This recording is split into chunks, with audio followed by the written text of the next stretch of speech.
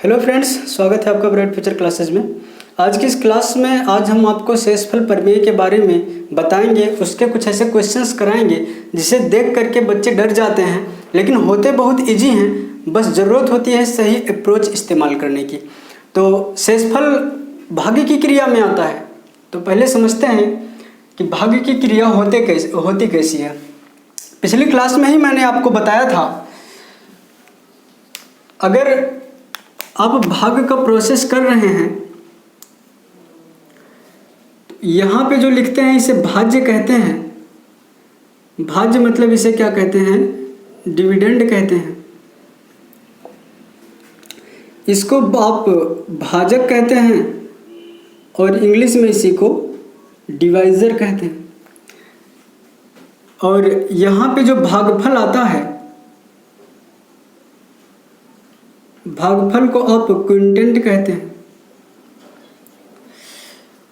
भाजक से भाज्य में भाग देते हैं और जो आता है उसे यहाँ से घटा देते हैं, और तब अगर कुछ बच जाता है तो उसे शेषफल कहते हैं, मतलब रिमाइंडर कहते हैं। अब देखना, भाग की प्रोसेस को हम कई तरीके से रिप्रेजेंट कर सकते हैं। जैसे एक तरीका तो ये हो गया, दूसरा तरीका होता है जैसे 17 में डिवाइड करना हो 3 से तो आप ऐसे लिख सकते हैं। तीसरा तरीका होता है कि 17 के बटे में अगर आप 3 लगा दे रहे हैं तब भी यहाँ भाग करना है, यहाँ भी डिवाइड करना है, यहाँ भी डिवाइड करना है और यहाँ भी डिवाइड करना है। तो आप किसी भी तरीके से करेंगे, डिवाइड करने का ही प्रोसेस आप करेंगे। तो समझाते हैं कि शेषफल कैसे निकलता है, क्या करना होता है। और आज की जो प्रक्रिया हम आपको बताने जा रहे हैं ये शायद आप कभी देखे नहीं होंगे, तो ध्यान से समझना एक एक चीज़ को। पहले अगर हम कहें कि आप डिवाइड करके बताइए 17 में 3 का, इसमें शेषफल क्या होने वाला है, इसमें शेषफल क्या होने वाला है। तो आप 3 में 17 का भाग करेंगे, 3 से 5 बार जाएगा, 3 पचे 15 हो जाएगा, और जो बच जाएगा वही हमारे पास शेष हो जाएगा। शेष क्या आ गया? 2। फिर ऐसे अगर हम बात करें कि बताइए 15 में भाग करिए 3 से और शेष बताइए, जब पूरा कट गया तो शेष तो कुछ बचा ही नहीं, तो शेष क्या आया? 0। फिर अगर हम कह दें कि चलो अब बताओ 12 में नहीं, ले लीजिए 20 में भाग करिए 3 का, फिर शेष बताइए। तो कहेंगे 3 से 6 बार जाएगा, 3 छक 18 हो जाएगा, और जो 2 बच जाएगा फिर से वही शेष आ जाएगा। शेष कितना आ गया? 2 आ गया। लेकिन अगर हम कहें कि आप डिवाइड लगाइए -5 में 3 का, -5 में 3 का डिवाइड लगाइए और शेष बताइए, तो आप कहेंगे 5 में 3 से 1 बार जाएगा, 3 से 5 में 1 बार जाएगा, 3 के 3 हो जाएगा, फिर बच जाएगा कितना? 2। तब शेष जो हमारे पास बचेगा, शेष बचेगा -2। लेकिन शेषफल कभी भी निगेटिव नहीं आता, मतलब शेषफल की जो संख्या होती है वह ऋणात्मक नहीं होती, निगेटिव नहीं होती। तब क्या करेंगे? या तो -2 आया है, -2 आप आंसर कर नहीं सकते, तब आप पॉजिटिव निकालेंगे। देखना, 2 तरीका होता है। जैसे आप 5 में 3 से डिवाइड कर रहे हैं तो यहाँ 2 शेषफल आएंगे, एक निगेटिव आएगा, एक पॉजिटिव आएगा। जैसे कि अगर 5 है, देखना यहाँ माइनस लगाए हैं, लेकिन जो एग्जाम्पल बता रहे हैं ये धनात्मक संख्या लेकर के बता रहे हैं। अगर आप कहते हैं 3 से 1 बार, 3 1 के 3, तो 1 आ जाता है 2। लेकिन अगर आप 1 से ज़्यादा बार पढ़ दिए, यानी अगर 5 से ज़्यादा हुआ, तब जो शेषफल आएगा वह निगेटिव आएगा। तो 3 दूना अगर 2 बार भी पढ़ दिए तो 6 हो जाएगा, और 6 5 से 1 ज़्यादा है तो शेषफल -1 आएगा। आज हम इसी के बारे में बात करने वाले हैं कि जो हम माइनस का शेषफल निकाल रहे हैं, निगेटिव रिमाइंडर निकाल रहे हैं, इसका यूज क्या होता है।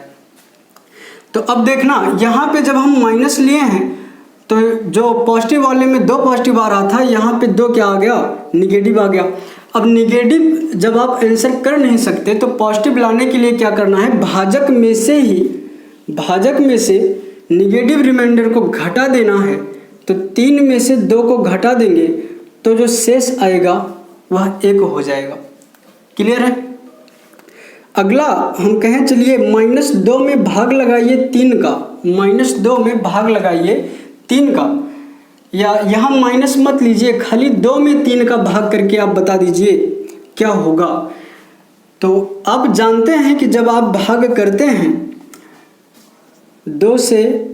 3 से 2 में आपको भाग करना है, आप कहते हैं कि 3 का टेबल पढ़िए, यानी 3 का पहाड़ा पढ़िए कि वह 2 से ज़्यादा ना हो, यानी भाजक का पहाड़ा पढ़िए वह भाज्य से ज़्यादा ना हो। लेकिन हो क्या रहा है कि अगर आप यहाँ 3 का पहाड़ा एक बार भी पढ़ दे रहे हैं तो यह 2 से ज़्यादा हो जाता है, 3 1 के 3 हो जाता है।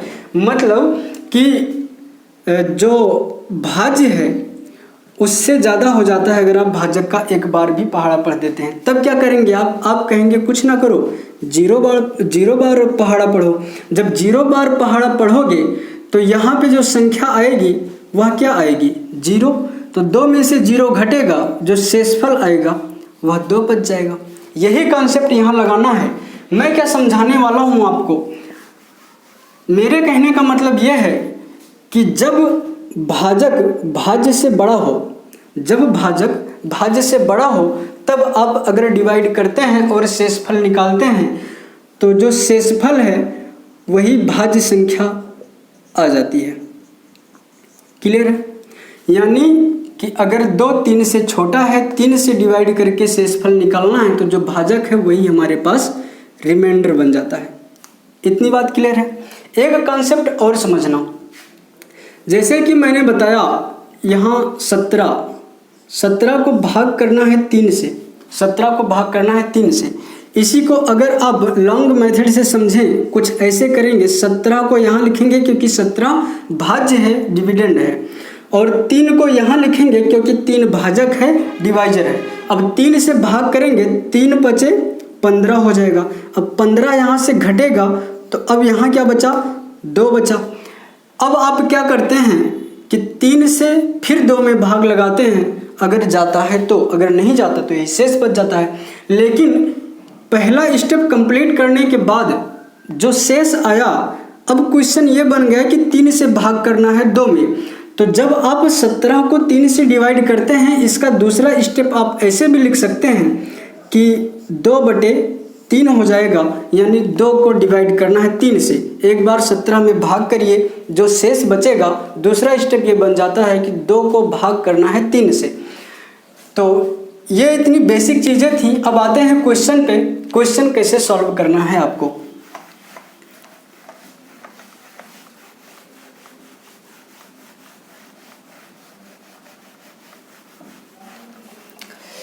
कह रहा है 118 गुणे 74 गुणे 33 को 15 से डिवाइड करें तो शेषफल क्या होगा। करना क्या है आपको कि पहले 118 में 15 से डिवाइड करिए, कितनी बार जाता है। जब आप 15 में 118 को 15 से डिवाइड करेंगे तो कितनी बार जाएगा, 15 9 135 हो जाता है, तो 9 बार तो पढ़ नहीं सकते। फिर अगर आप कहते हैं 15 चौका 60, 15 पचे 75, 15 छक्का 90, 15 सत्ते 105, 15 अट्ठे 120। अगर 8 बार पढ़ते हैं, अगर 8 बार पढ़ते हैं तो 120 हो जाता है। जो आया भागफल, जो भागफल आ रहा है वह भाज्य से ज़्यादा है, 15 अट्ठे 120। लेकिन यहाँ 118 में ही डिवाइड करना था, तो 120 118 से 2 ज़्यादा है, तो जो शेषफल यहाँ निकल के आने वाला है यह -2 आएगा। शेषफल कितना निकल के आया, -2, जिसका कंसेप्ट मैंने अभी आपको बताया। फिर आप 74 में 15 का डिवाइड लगाइए, कितनी बार जाता है। आप कहेंगे 15 चौका 60 होता है, 15 चौका 60, शेषफल आपके पास 14 आएगा।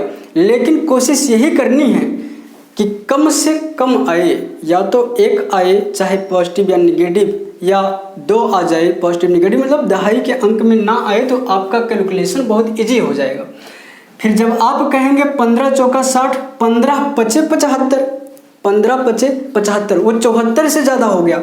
और जब 74 से ज़्यादा 75 हो गया तो शेषफल यहाँ पे कितना निकल के आ जाएगा, माइनस का 1 आ जाएगा। अब करिए 33 में, 33 में करोगे 15 दूना 30 जाएगा, और अब जो 3 शेषफल बचा है वह निगेटिव नहीं आएगा, पॉजिटिव आएगा, क्योंकि जब 15 दूना 30 कहोगे तो 30 33 से छोटा है। तो यहाँ पे जो शेषफल निकल के आएगा ये क्या निकल के आएगा, 3, वो भी धनात्मक। अब इन शेषफलों का कर लो गुणा, तो माइनस और माइनस का गुणा करोगे प्लस हो जाएगा, 2 एकन्ने 2 हो जाएगा, फिर क्या हो जाएगा 3 दूना 6 हो जाएगा। तो शेषफल क्या निकल के आ गया, यहाँ पे 6 आ गया। इतनी बात समझे। अब चलिए अगले में इसे अप्लाई करते हैं। 1585, 1587, 1589 तीनों का आपस में गुणा हो रहा है और 12 से डिवाइड करना है। एक चीज़ आप ध्यान में और रखिएगा, यही सब होता है तरीका अगर आप कैलकुलेशन कर रहे हैं। ये 1585 है, ये 1587 है, 1589 है। अगर आप इसमें डिफरेंस देखेंगे तो 85 से 87 हुआ है और 87 से 89 हुआ है, मतलब खाली 2 बढ़ रहा है। तो पहले आप 1 में डिवाइड लगा दीजिए। 12 से 1585 में जब डिवाइड करोगे तो 12 एकन्ने 12 जाएगा, 15 में बच जाएगा 3। अब ये हो गया 38। अब 38 में करोगे 12 3 36, अब बच गया 2 और 2 से बन गया 25। अब जब 2 से बन गया 25 तो कहोगे 12 दूना 24, शेषफल आ जाएगा 1, शेषफल आ जाएगा 1, वो भी धनात्मक आएगा, क्योंकि जब 12 दूना 24 किए तो वह 25 से ज़्यादा नहीं था। जब इसको डिवाइड करने पे 1 शेषफल आया है तो इसी से 2 ज़्यादा बड़ी संख्या है, तो उसको जब आप डिवाइड करोगे तो यह 2 और बढ़ जाएगा। समझ में आ रही है बात। जैसे देख लो 1587 को जब डिवाइड करोगे 12 से तो कितनी बार जाने वाला है, 12 1 के 12 हो जाएगा, यहाँ से 3 आ गया, फिर 38 हो गया, 12 3 36 कर लोगे। अब यहाँ पे 2 बच गया और 7 उतार लोगे। अब कितनी बार करोगे, 12 दूना 24, 24 जाएगा और 3 शेषफल आएगा। यही चीज़ हम कह रहे हैं, इतना काम ना करते हुए जब दोनों संख्याओं के बीच में डिफरेंस खाली 2 का है, पहली में शेषफल 1 आ रहा है तो दूसरी में शेषफल 2 ज़्यादा आएगा, मतलब 3 आएगा।